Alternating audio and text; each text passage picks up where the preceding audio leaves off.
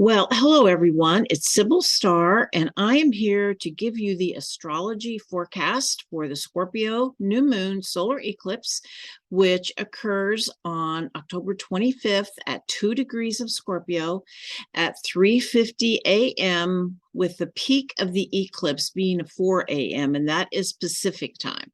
Okay, so this is a partial eclipse, and that's what I'm sitting in front of here. I'll kind of move back. Yeah. So that's what it looks like. It's when the moon comes between, it lines up perfectly with the sun um, from our perspective on Earth. But a partial, it's not exactly fully lined up. There's still a bit of the sun that is visible.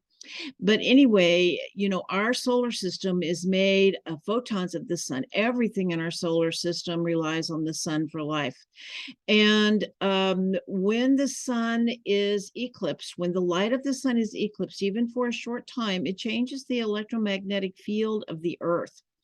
Okay, and I've shared this before. Many indigenous and different cultures and civilizations have been able to recognize the changes that happen, and so some go inside and pray during this time. Some would run out with like tin pans and beating on, making noise, trying to scare the energy away. Different ways or to balance the energy. Some people would lie in salt water.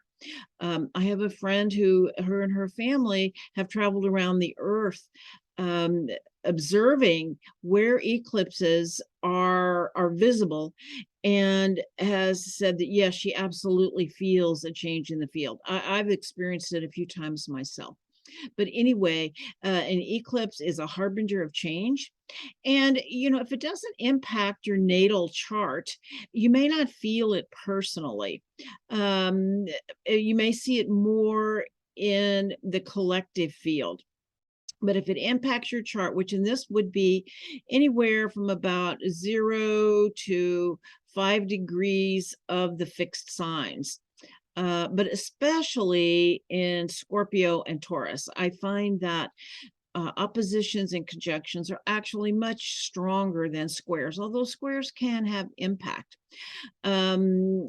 And often, and the other piece is, we often don't realize the changes that are happening until they're over. When we look in hindsight, we can see how our life might have taken a new direction around the time of an eclipse. And it doesn't have to happen right on the eclipse either. It can be a little later. But often too, what has been hidden comes to light. There are things that come to the surface that have been hidden. And this is eclipse is in Scorpio, and a Scorpio is about all that is hidden. So it is, and it's counterpart of the lunar eclipse that is happening on election day here in the United States, November 8th. I think that's going to really shake things up. I feel like this Scorpio new moon is kind of setting the stage for what is really going to come to light. But what is happening that I see in the Scorpio solar eclipse is, well, first off, let's just talk about Scorpio. Scorpio, the evolutionary goal is to feel everything deeply. The key is to feel the emotion and then release it. They say that we actually only feel an emotion for around 90 seconds. And any suffering that comes after that is the story we tell ourselves around it. How we go over and over and over something. It's kind of almost like it hurts so good. We kind of like to feel that pain or something.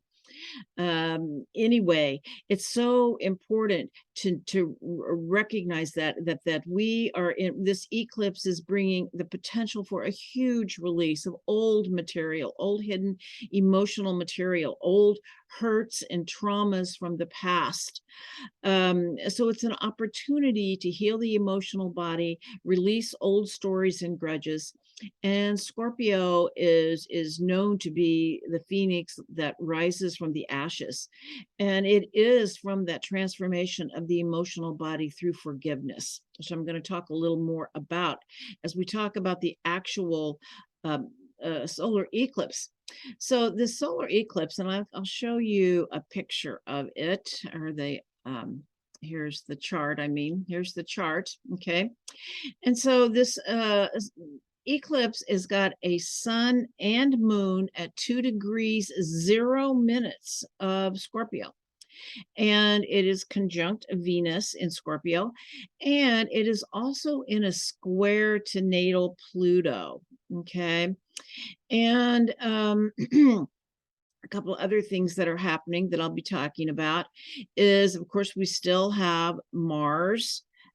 Mars is at 25 degrees of Gemini in a square to Neptune. Here at 23 degrees of Pisces, and Mars is getting ready to go retrograde shortly.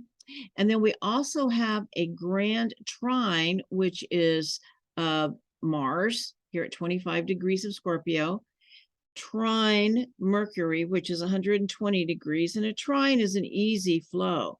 Trine Saturn at 18 degrees, and then Saturn comes back and trines Mars. So you can see it right here. It makes a what's called a grand trine. Okay, Grand Air Trine. We still have Uranus and Saturn doing the last steps of their dance together. They're square.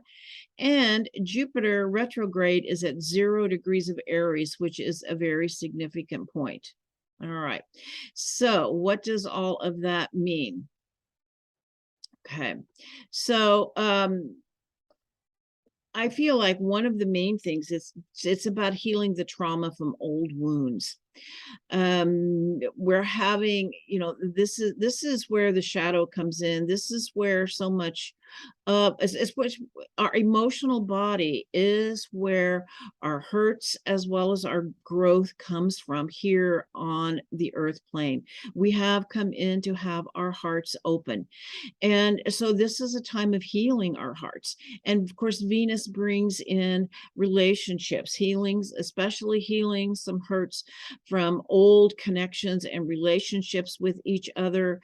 Sometimes Venus and in Scorpio square Saturn, square Pluto could definitely indicate feelings of being betrayed.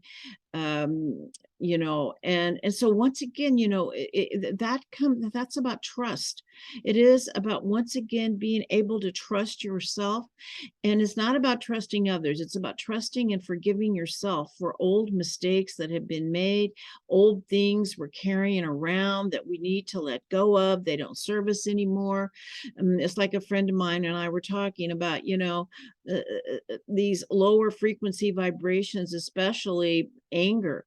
It's about taking poison and expecting it to kill the other person. It hurts us.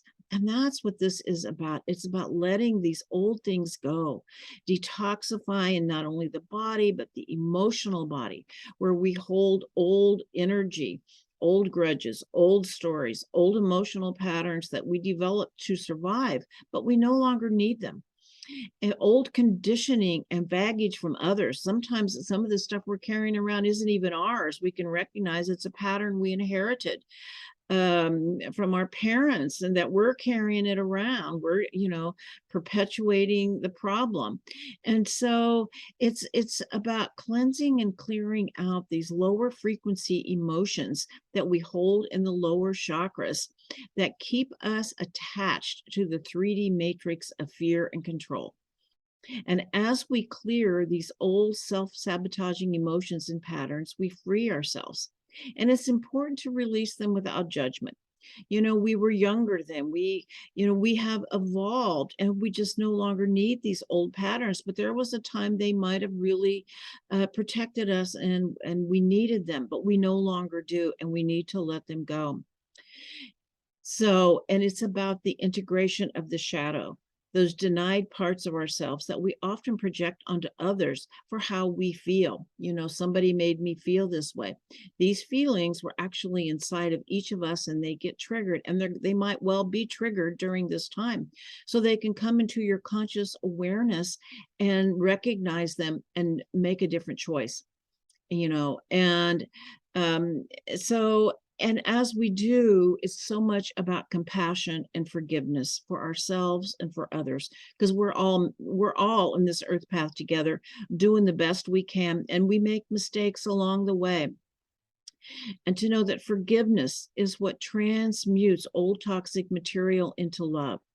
And so a lot of people do new moon ceremonies. And so a really good theme for this ceremony, if you do one, or if you don't do one, you might want to think about doing one, is the Ho'oponopono prayer, which says, please forgive me, I love you, thank you, I'm sorry, or whatever order it goes in.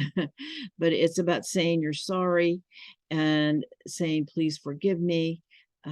Thank you for being in my life, and I love you. And say that to yourself. And when you say it to yourself, you might find yourself becoming very emotional, because it can be a very healing prayer for us to say to ourselves. Okay. All right. And when we are able to forgive others, the integration of polarity happens, and we no longer have an enemy to blame for our problems. We can own it without judgment. Okay. All right. And Pluto is in Capricorn, so it's the old paradigm around us. The acceleration of its collapse is happening. The curtain is being lifted on the deep corruption. It's just kind of like the Wizard of Oz. The curtain is pulled back, and all who have eyes to see can see what is happening. The acknowledgement of what is true ultimately frees us from this paradigm. And as we see through the illusion, it allows us to make better choices. And one more important thing about this is that this eclipse is conjunct what is called the Shapley Attractor, which is a huge black hole. And they say in black holes are contain many galaxies, and it's very, very high frequency vibrations. And so at the same time, as we're releasing all of this, all of the old baggage that we've been carrying around, this higher frequency vibration is coming in to also help us transmute it, to help forgive ourselves, to transmute this energy into love, and to raise the frequency here. Okay. It is a quickening of the awakening process, and whatever does not align with these higher frequency vibrations will fall away. Okay. And sometimes it can do it painlessly, and sometimes it's not. It's just to kind of allow ourselves to let it go and to feel it, but then let it go. Okay. The Sabian symbol for this new moon solar eclipse is a broken perfume bottle and spilled perfume. And I feel like this is very apt, because it is saying something is broken and is now lost and shattered. The illusion is being shattered right now, and people are seeing through what has been going on and to what is true. But even in our lives, all of the illusions that we carry, they're being shattered and broken. And sense can bring up memories from the past. Sometimes we smell something and it brings a memory, and it may be that memory wants to come to the surface because there's something about it that needs to be released. It can release memories of love and longing, but also anger and hurt. And to know sense can linger. What old memories are lingering, but may need to be released. All right.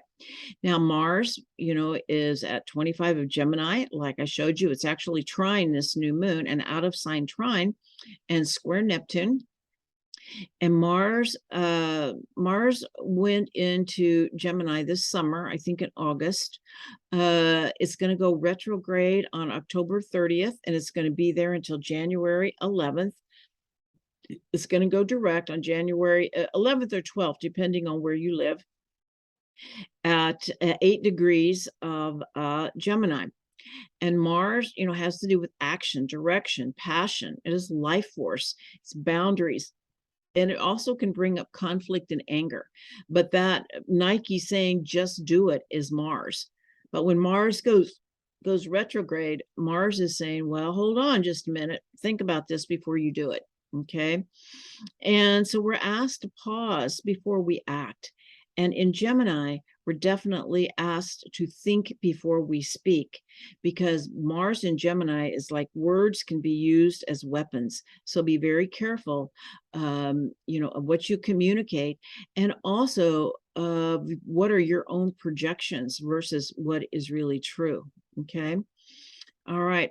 And it's square Neptune. And, Neptune brings in that fogginess. And Mars and Neptune together often brings magic. I was just speaking about this earlier. It's kind of like sleight of hand. And it's like, how do you use this energy? It can be used. There's white magic, there's dark magic.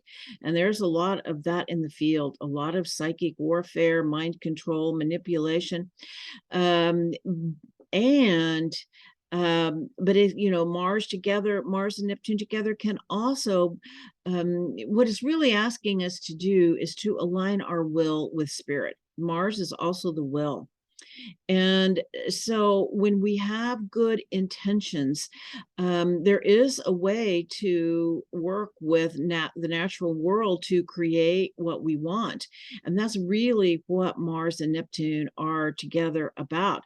But often the ego gets confused, and when we're not in alignment with spirit, when we're in alignment with our own will, is when we can get into trouble. But anyway, to know, but it also brings a fog, and nothing is as it seems. So it has the potential for confusion, but also for the shattering of illusion, because Neptune is so much about illusion and Mars is the warrior. And as I talked about the lies and deception in the field, but they are becoming so apparent. It is like the Wizard of Oz with the curtain pulled back. And so it's so important to trust our own inner guidance as to what is true. Okay. But it's also the shattering of the illusion that we are separate from source. I feel like as the vibration and frequency increases, that illusion begins to fade away, and it's so much easier to come into alignment with spirit, with our higher self. Okay. But it's very much about trusting your own inner guidance, following the flow of energy. As they say, the path of least resistance, that's where water flows. Okay.